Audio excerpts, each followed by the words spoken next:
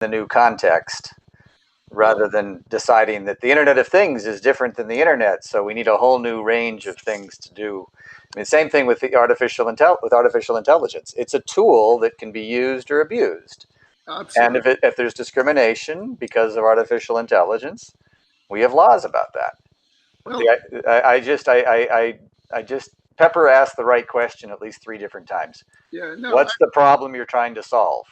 Okay, so let's say the question, some of the questions might be, say, for algorithms, that you might have, say, an issue of self-driving cars, and that could be under transportation regulatory type authority. Then you might have a financial issue, financial markets issue, and maybe that would be an issue for any financial banking or securities type people, etc. So you can do this sector specific. That doesn't mean you have to do it, but the responsibility would be for the transportation regulator to make sure that the highway safety is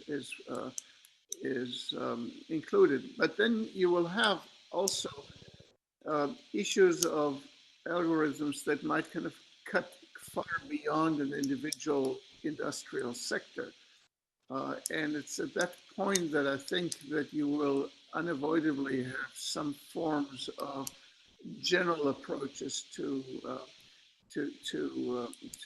artificial intelligence applications, and that will be kind of a Federal Trade Commission or other type of agency. I just don't see how you can avoid that. Yeah, well, I think we have vehement agreement on a number of things. I loved your chart showing the ecosystem of online video because it showed how many different players there are and how they have different roles. But I think you start with the Clinton doctrine. The Clinton doctrine for internet policy was first, do no harm. And the Magaziner report on e-commerce was just full of commitments not to do things if industry and technology and self-regulation can solve the problem. And in most cases we have. I mean, there, whether it's spam or the number, we've done a lot on a number of aspects of cybersecurity, so much so that people are having to invent new ways to attack. So there's good progress being made. The other thing I think we can agree is that a general approach is better than sector-specific rules. The mess that we have with HIPAA and then a separate set of regulations for financial means that a company like Cloudflare is subject to 4 or 5 different sets of rules. I have a question for you, Ellie. You signed me up for next month. I think there's somebody else at Cloudflare who might actually be even better for that assignment. We now have a compliance officer who could talk to the operational challenges of meeting all the security audits and doing privacy properly. Okay. Should I reach out to her? Reach out to her, but let's talk it. Maybe we can do a combination type. Okay. With you as the Washington type inside person, and she as the inside the company compliance person. If those, okay. Yeah, something along these lines. Okay. Well, I'll CC you on the message, and we'll see what we can do.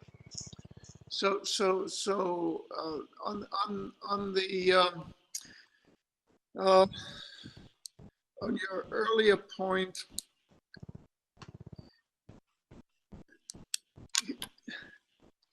clearly, in the best of all worlds, we would have a kind of greatly reduced role for governmental intervention.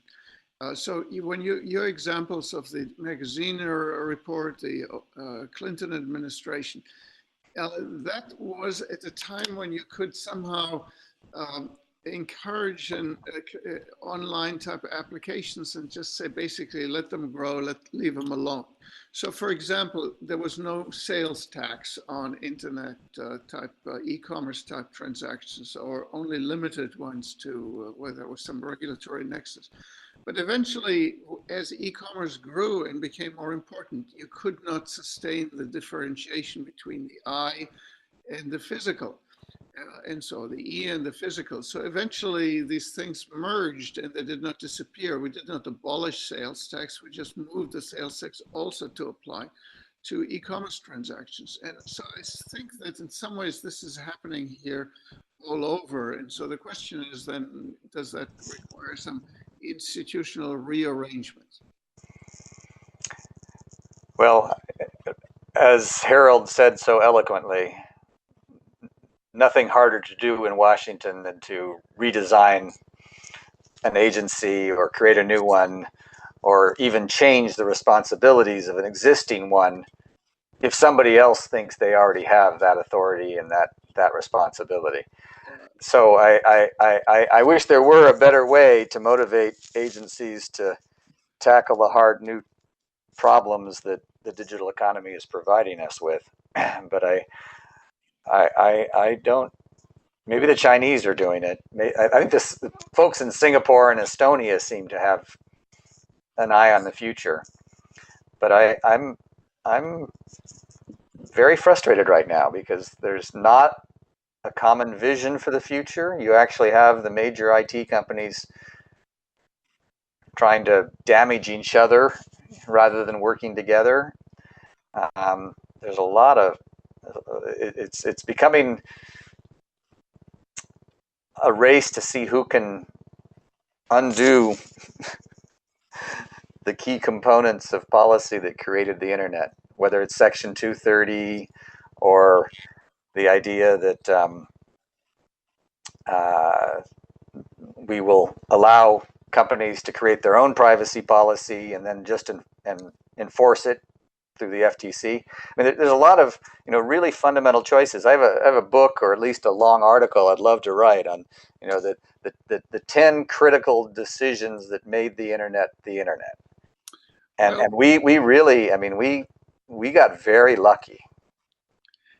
So Michael, let's that book sounds really absolutely fascinating. So if we move it now to 2019, what would we, in fact, what kind of arrangement, what kind of leadership would you like to see? Who could step up to that plate? Yeah, are we broadcasting to ISOC still, or are we just the two of us? I think that ISOC is. You got a room full of people in here right now. Good. Still a bunch of people there, including ISOC live. Yes. Okay. Well, maybe we should take this off and have a longer discussion when I have a bit more time. But you've asked the right question. I would appreciate it so I could grab lunch, actually, because I do need to close this. Okay. Well, thank you, Jason, for all you've done here to make this work. And yeah, I assumed we were still broadcasting. Yeah, that's all right. You didn't say anything. Well, anyway, I'm glad I was able to be part of this, and I do look forward to being part of your next class next month. Okay, thank you, Michael. Bye-bye.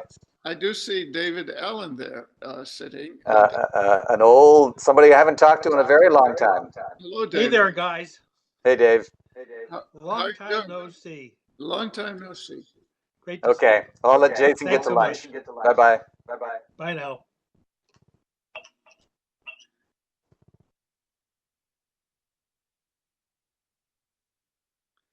So, David, you have the last word. We're a little more liberal up here in the People's Republic of Massachusetts. We need this input. It's crucial that this flows over us. Of course, I'm using silly distinctions here. In many ways, the thrust of the argument this morning has been for regulation, for goodness sake. And of course, there are those who wouldn't have it. And at the same time, the discussion that considered it has been quite careful. Can only say thanks so much. I'm looking forward to going back to the recording and getting detail that I didn't get. Ellie, thanks so much for making this happen. Quite something that we have an event really around the world so readily. Thanks. Great to see you. Thank you. Thank you, David. Hope to see you soon.